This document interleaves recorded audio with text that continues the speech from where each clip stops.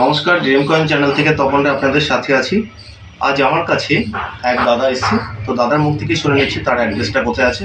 দাদা, আপনি বলুন, আপনি কোথা থেকে এসেছেন? পূর্ব বর্ধমান মেমারি। পূর্ব বর্ধমান মেমারি। আপনার কি নাম? আমার নাম মুরাদ আলী খান, ডাকনাম রমজান। ওকে, ফাইন। আর এখানে আপনি আমার ভিডিও কতদিন ধরে দেখছেন?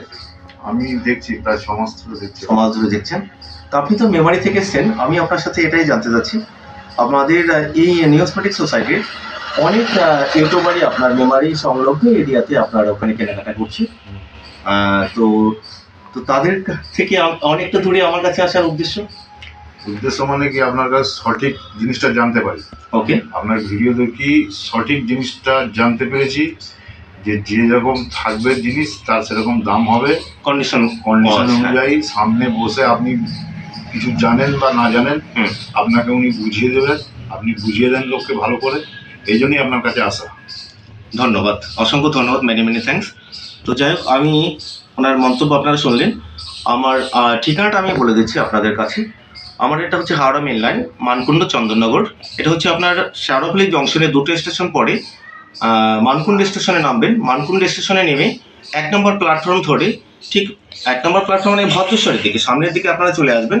ওখানে বটতলা টোটো স্ট্যান্ড, বটতলা টোটো স্ট্যান্ড থেকে টোটো ভাড়া 10 টাকা নেবে।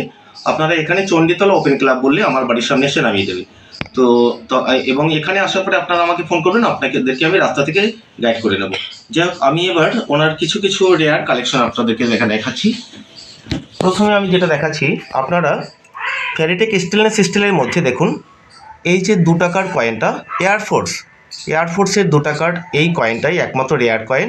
আপনারা 2 টাকার অনেক ধরনের কয়েন পাঠিয়ে থাকেন আমার কাছে, ক্রস কয়েন 5 সালের, 6 সালের এবং 7 সালের। ওই ধরনের কয়েন আপনার বিক্রি হয় না। 2 টাকার মধ্যে আপনারা যেটা বিক্রি করতে পারবেন সেই কয়েনটা আপনারা দেখে নিন। এটা হচ্ছে এয়ারফোর্স কয়েন, ইন্ডিয়ান এয়ারফোর্স। এটা 2007 সালে মেনটেজ হয়। এই কয়েনটাই একমাত্র দামি কয়েন। এটা আপনারা কন্ডিশনের উপরে, বুক প্রাইস আছে ফাইন কন্ডিশনে 750 টাকা, এক্সট্রা ফাইন কন্ডিশনে 1500 টাকা, ইউএনসি কন্ডিশনে আপনার 2500 টাকার মতো দাম হয়ে থাকে। তো এটা কন্ডিশনের উপরে বিক্রি হবে। আমচলনে আপনারা যে কন্ডিশনে আপনারা পেয়ে থাকেন সেই ধরনের কয়েনকে ফাইন কন্ডিশন বলে। যেমন এই কয়েনটাই ফাইন কন্ডিশনে আছে, আপনারা কন্ডিশন ওয়াইজ আপনারা দাম এর পেয়ে থাকবেন। যাই হোক, এরপরে নেক্সট আপনাদেরকে দেখাচ্ছি 1 পাইস, যেটা সব থেকে দামি কয়েন। আপনারা 1 পাইসের অনেক সময় আপনারা অধিকাংশ আমার কাছে কয়েন পাঠিয়ে থাকেন, দেখে নিন। এটা মিন্ট মার্কটা এখানে আমি আপনাদেরকে এটা ভালো করে একটু দেখাবার চেষ্টা করছি। দেখুন, এটা হচ্ছে স্প্রেড ডায়মন্ড, কাটা ডায়মন্ড। দেখেন এখানে ডায়মন্ডের মিডলটা একটা কাটা চিহ্ন আছে। এটাই হচ্ছে যে একমাত্র রেয়ার কয়েন। এটা আপনার মিনিমাম দাম হয়ে থাকে 15,000 থেকে 30,000 টাকা পর্যন্ত, কন্ডিশনের উপরে ভিত্তি করে। যাই হোক, এই ধরনের কয়েন আপনার এই কাটা ডায়মন্ড 1953 সালের আমাদের Hyderabad mint star 5 point star ছিল না।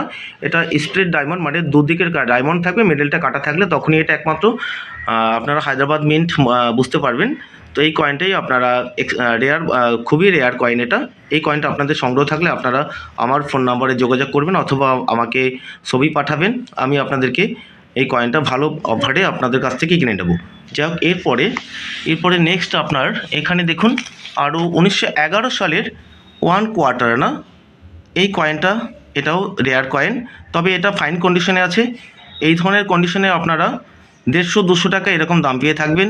এবং এটা কন্ডিশন দেখুন, এটা এই রাজার ছবি এবং এলিফ্যান্ট, এখানে যে হাতির ছবিটা আছে, এই হাতির ছবিটা স্পষ্ট থাকতে হবে, তখনই আপনারা এটা একটা ভালো দামে বিক্রি করতে পারবেন।